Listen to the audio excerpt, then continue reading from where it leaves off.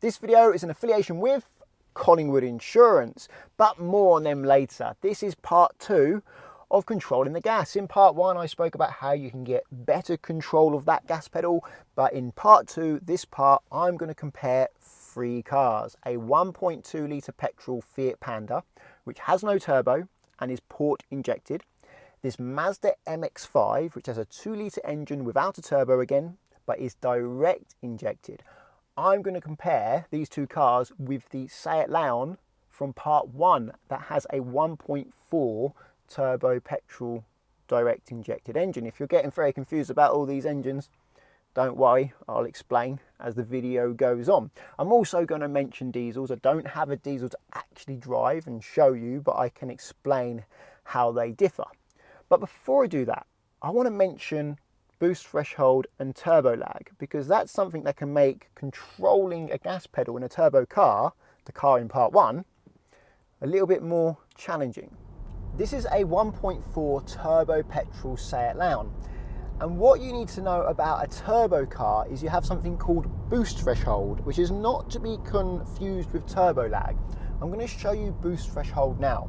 So I'm at 1,500 RPM and I'm going to floor the gas. Actually, I'll get round this bend first and then I'll floor the gas. I'm round the bend now, I'm going to floor the gas now, and nothing happens, and then suddenly it starts to accelerate. And in fact, if I make the car slower now and put it into a lower gear, I can show you that effect even more strongly. The boost threshold is how long it takes for it to start accelerating. So I'm in second gear at 1,000 RPM-ish, 1,100, flooring the gas now, nothing happens much, and then suddenly, woohoo, we're going. And that's something you need to be aware of when controlling a turbo car. You may press the gas and think, oh, nothing's happening. You press the gas more, nothing much is happening. You press the gas more, and then suddenly it fires you up the road. So if you're driving a turbo car, make sure you press the gas carefully and give it time to catch up, because it will catch up, and when the car starts going, it may surprise you. Call it boost threshold, call it turbo lag, doesn't really matter. What you need to know is don't keep pressing the gas more and more and more if you want to accelerate in a turbo car, because it will just suddenly shoot forwards once it reaches full boost. And that's what boost threshold is. It's how long it takes for the turbo to reach full boost to shoot your car up the road as quick as possible.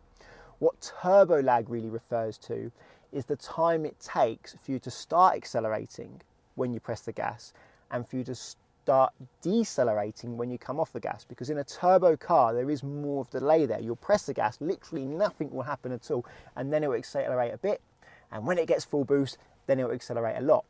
And in old turbo cars, as you come off the gas, it could actually still accelerate a little bit before it would start slowing down again, which is quite nerve-wracking. Most modern turbos have just about got rid of that completely, but it's still there a little bit. And that's why it can be harder to use the gas and the clutch to get a turbo car moving than a non-turbo car, because there is more of a delay and the revs will build up for longer once you keep your foot steady than they would in a car without a turbo. Now I'm in this 2016 Fiat Panda. This has a 1.2 litre petrol engine without a turbo, and it is more responsive. This is the tachometer here. You can see my foot on the gas. I apologise for the dirty floor. I do need to get round to cleaning this car. And when I press the gas a little bit, you'll see that the revs build up and catch up with my foot quite quickly. I'm going to press the gas now, and the revs are there now. I'll do that again. So I'll press the gas now, and they're there now. Still rising a little bit. There is still a delay, but nothing like my turbo 1.4 petrol turbo Fiat Leon. In fact, in this Panda, you don't even need to add gas to move away, because if I push the clutch down and put it in gear now, take the handbrake off, as I lift the clutch, the revs will automatically increase, and the closer I get to the bite point, the higher the revs will get. So if I lift the clutch slowly now, you'll see the revs go up a bit. See? They've gone up a little bit. I'm not quite near the bite point yet, a little bit further. I'll get a bit closer. They've gone up a little bit more.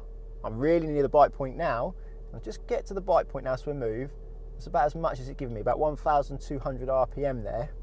So it's really easy to maneuver this car. Clutch down, the revs go away, clutch to the bite point, and I've got revs there to maneuver the car. It makes maneuvering easier.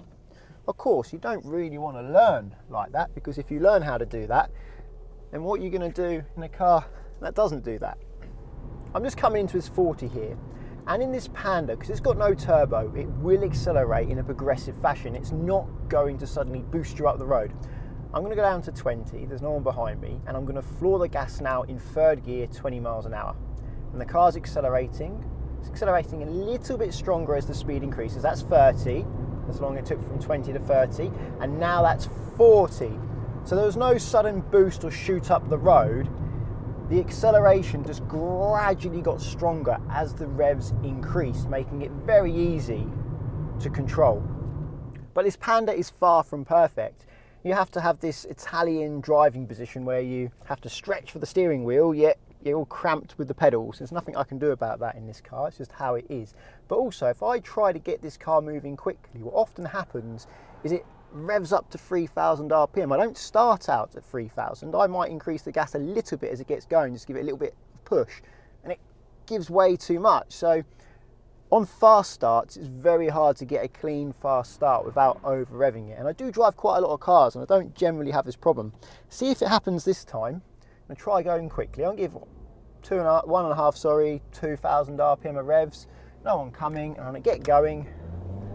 3.5. Barely increased the gas there at all, and the revs just went flying up.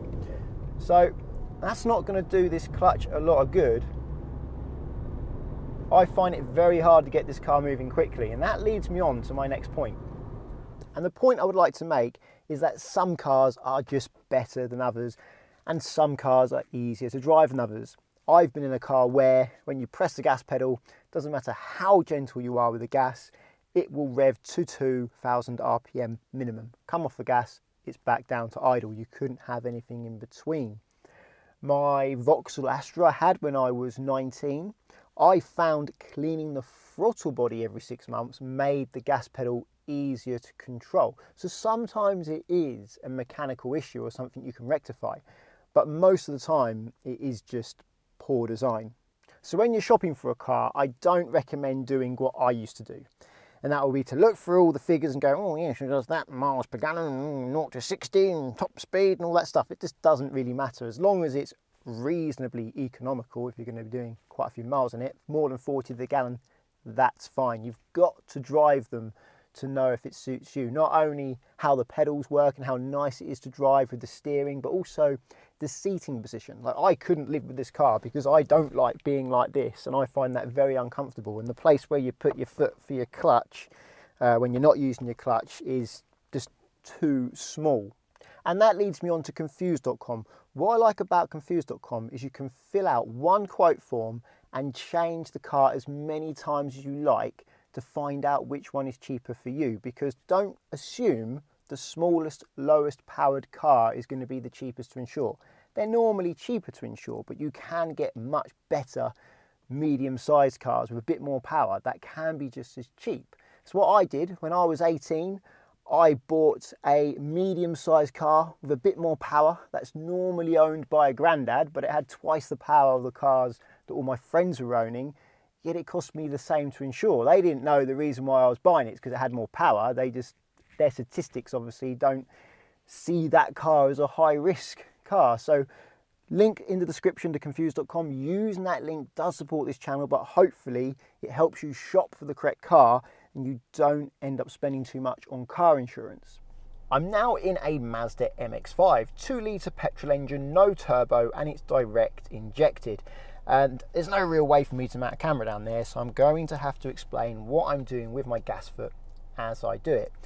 And one of the reasons why I find this car such a beaut to drive, and in general I quite like driving direct injected cars, because it's very easy, I find, in cars that have direct injection to give minimal amounts of gas. So I'm going to press the gas pedal a tiny little bit now, and you'll see the revs build up a tiny little bit. In fact, I think I could probably do less than that. That was 1,000. If I press it even less, there you go.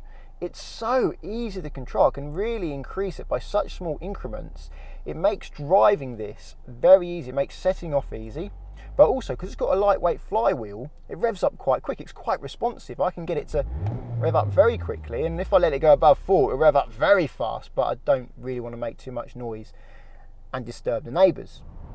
Now I'm going to show you how progressively this car accelerates. It doesn't have a turbo, so it's going to accelerate very predictably. I'm going to slow down to about 10 miles an hour and get into second gear. Then I'll floor the throttle and you'll see the speed rise progressively. It's not going to not do much and suddenly shoot forwards. It will start off slow and gradually get faster and faster. Here goes, full throttle, starting off slow, it's getting quicker, it's really starting to go now. I'll come off the gas now before I go over the speed limit, 'cause it is only 40 here. But the faster I go, the quicker that's going to accelerate as the revs get higher. That's what you want in a sports car, that's what you want in a rear-wheel drive car, because you don't want a turbo suddenly spooling up and spinning your wheels up, which can cause you to spin the car. One of the disadvantages of having a lightweight flywheel is when you come off the gas, the revs drop too quickly. That can make changing up gears hard. This car does give me some assistance actually. If I go from first gear to second gear, it will automatically rev match for me when I go up to that gear to make it easier. It won't keep the revs there indefinitely. It gives me about 2 seconds to bring the clutch up before the revs go down to idle. A way around driving a car with a lightweight flywheel is to upshift blip. There is a link to upshift blipping in the top right hand corner of your screen right now, but I'm going to show you in this car me not using the upshift blip method, so you can see the revs will drop, bounce back up and jerk the car, and then I will show you me using that method so you can see it smoother and the revs don't drop to the bottom and bounce back up again, they just drop to their new position. Of course, from gear 1 to 2, this car gives me the assistance anyway, so I don't actually really need to blip from 1 to 2. So there's no one coming. I'm going to get going and I'm going to show you. So the first time there won't be any upshift blipping. I'm in first gear and you'll see the revs will drop and stay rev matched for my next gear when I change from 1 to 2. It will stay for a couple of seconds. So see, it will drop, won't go down to the bottom, stay, and then it goes down to the bottom, just to make changing gear easier. This time, I'm going to do that again. I'll go from gear 1 to 2, but I won't leave the clutch down, let the revs go to the bottom like I did that time. I'll actually use it. You see, it pauses there. I lift the clutch, easy, then I can get going again. But in all the other gears, it doesn't give me that assistance. So in this gear, gear 2 to 3, the revs will drop to the bottom. As I lift the clutch, they bounce back up again, and the whole car bounces as that happens. It's really not very nice. I'm going to do it again, accelerate. 3 to 4. Revs drop to the bottom as I lift the clutch up, oh, and it bounces. So, how do you get around that? Upshift blipping. What I'm going to do this time is I'm going to stop, get first gear. So there's no one coming. I'm going to move away. And this time, every time I change up a gear, little blip of the throttle, and then the clutch can bring the revs down and not have to bring them up. Because the clutch does not want to bring revs up. It makes the car very jerky. If you can get the clutch just to bring the revs down a little bit, it's much easier than getting the clutch to bring the revs up. So a little blip every time I change up makes it very easy. So to summarise, I've driven 3 different petrol cars: port injection, direct injection and turbo. How is a diesel going to compare? Well, a diesel is going to be very much like this 2-litre direct injection engine, and that's because all diesels have direct injection. That's how they work.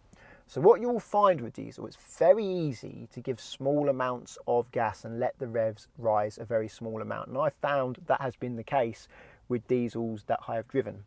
However, it is more delayed. I find there is more of a delay and it does take longer for the revs to build up. Another point I want to make about diesels is that these days they're all turbocharged. I can't think of any that aren't. So you're going to get that same problem of a boost threshold and turbo lag as the turbo petrol car had at the beginning of this video. Also, with diesels, it's critical you get the right gear. If you're 1 or 2 gears out in a petrol, you're probably going to be fine. But if you're 1 gear out in a diesel, it's not going to give you a very good time. It's going to really jerk and it's going to shout at you and throw its toys out the pram. However, where a diesel is definitely easier than some petrols is moving away, because in a lot of diesels the gas control is very easy. It's easy to get the gas and then use the clutch to get going. However, if you have a good petrol engine is going to be just as easy as any diesel. What about the difference between port injection and direct injection? Because I've mentioned that a few times, and I'm not going to go into the mechanics of it, the engineering of it. What I will say though is whenever I've been in a car where you have that dodgy gas pedal, where it's hard to give minimal revs, you press gas a little bit and you're getting 2,000 RPM, it's always been a port injected petrol. I've never had that problem with a direct injected petrol. So there may be people with direct injection petrols that have that problem, but it's not one I've experienced. I'm pretty sure if you get a petrol engine with direct injection, it's going to be easy to control that gas pedal. However, there is a disadvantage to having direct injection. In the top right hand corner of your screen, I did a video of my Fiat Leon, which has a turbo direct injected engine, getting clogged up intake valves and how you would repair that. That doesn't happen with port injected cars. Now, I'm definitely not saying that all port injected cars have dodgy gas pedals. That's not the case at all. I've driven many cars with port injection that have a really nice throttle, very linear and easy to control. All I'm saying is that when I have had a problem and I found it very hard to control the gas, the car has been port injected. And it may just be a coincidence that older cars, which tend to be less well engineered, are port injected. Or it might be that direct injection solves the issue. I'm not actually sure myself. All I can tell you is what I've experienced. Well, I hope this video helps. If you think it does, please give it a thumbs up and check out Collingwood in the description. Collingwood are great if you're learning to drive and want to insure yourself on a friend or family member's car, because you can do that without affecting their policy or risking their no claims bonus. There are short-term policies available and long-term policies available. If you cancel a long-term policy early, you do get a pro rata refund for what you haven't used. There is a link in the description. Using that link, there's up to 35% off at the moment and a £20 Amazon gift card. Using that link does support this channel. If you want my future videos, please subscribe. And until the next one, cheerio.